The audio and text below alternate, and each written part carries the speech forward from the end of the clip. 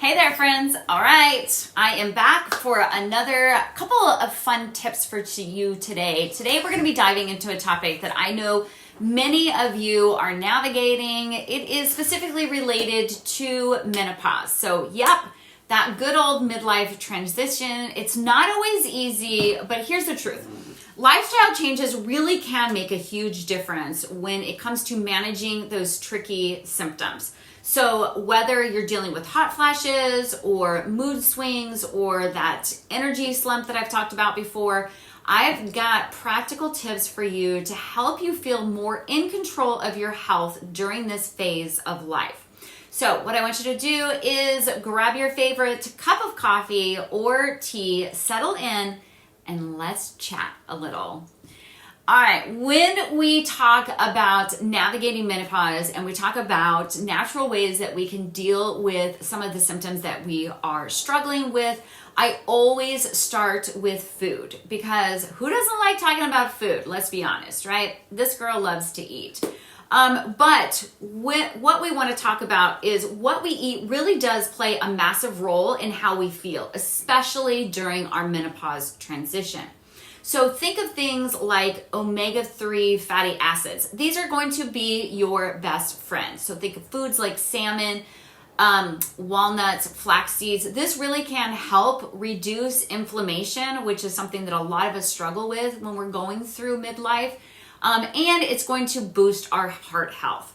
The next thing we want to talk about is calcium-rich foods. So hormonal changes often affect our bone density. So stocking up on leafy greens, almonds, low-fat dairy really can help keep our bones strong. And we want to maintain our strength as long as possible and good quality bone health. Another quick tip is you want to watch out for sugars and caffeine. So I know it hurts to hear it because I'm a huge sugar freak as well, but too much can make symptoms like hot flashes or mood swings worse. So you want to try swapping out that second cup of coffee for maybe an herbal tea. And you might start to notice that having some of those replacements really does affect your hormone journey, your menopause journey for the better. And you want to keep track of how you are feeling when you make those swaps to see if it's actually working. All right, the second component is always movement. How are we exercising? So before you roll your eyes, it isn't just about spending hours in the gym. I promise that is not something that you need to be doing. What you need to be doing in this time period is really looking for a way to move your body that feels good and works for you specifically. So don't worry about what your neighbor's doing or what your best friend is doing. Worry about how you can bless your body. So one of the things I always say is let's start with strength training. Lifting weights, using resistance bands, that really can help counter muscle loss and improve bone density. Those are two big things that we're going to struggle with during menopause. And then, of course, we want to address cardio. So think of things like walking or biking or swimming, something that's going to get your heart rate up, Zumba. And it's going to help boost your mood, but it's going to help you keep your heart healthy, such a huge component, especially as we go into post-menopause when cardiac health is so important. And for you yoga lovers out there, yoga is a great one. And if you haven't tried yoga, it's a great time to try yoga. Yoga and stretching really can help alleviate stress. It can help with flexibility. It can help improve our sleep. So just a few minutes on the mat can actually go a long way. You don't have to join a yoga studio, but get a little bit of stretching in there, and that's going to help with your flexibility, your balance, your range of motion. All right, let's talk about a big one, stress. It's a sneaky little guy that can really make your menopause symptoms even worse. So I get asked all the time, how can I manage stress? It's not like I can alleviate everything. I still got to deal with my aging kids, my elderly parents, my career, all the stuff that life is throwing at us. So one of the things that I say is mindfulness. Does deep breathing help? Does meditation help? Does just sitting quietly and getting a few minutes by yourself help?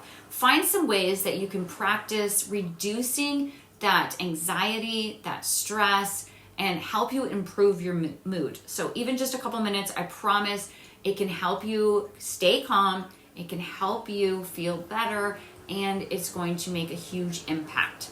All right, and then don't forget about self-care. So I'm not necessarily talking about bubble baths. I love a good bubble bath, but we really want to talk about self-care that is going to make a difference in how we feel. So think about things like reading or gardening or taking a walk, being outside, time by yourself, time with your kids, time with your fur babies, making your doctor's appointment. Self-care is key to helping you feel your best. So it doesn't have to be pedicures, brunch. I do love a good brunch, but think about things that you can do to enhance your life. All right, so there you have it. Diet, exercise, mindfulness. These are the 3 areas that are the foundation for managing menopause symptoms and really thriving in this new phase of life. So if you're feeling overwhelmed or you're unsure where to start, I promise you, you're not alone. It does feel overwhelming. It feels scary at times. That's exactly why I created my journal. If you haven't checked it out, my health journal, Navigating Menopause, is a tracking health workbook that is going to give you the tools you need to track your symptoms, look for those patterns, and figure out what works best for you so that you can take back control of your health journey. It's also going to give you the data you need so that you're being able to bring it in and talk to your doctor, have open, honest conversations, and get the healthcare you deserve. So remember, menopause isn't something that you just survive. I promise. It is something that if you navigate it with intention and give yourself a little bit of grace and understand that you don't have to do it alone, you can thrive. So if this video resonates with you, drop a comment below. Share some of your favorite tips that you've learned about your personal journey and how it has helped you manage your symptoms. And let's keep this conversation going. It's so important that we come together and, lean on one another. So until the next time, take care of yourself. Remember, you are worth it. And I'll be back with some more tips soon.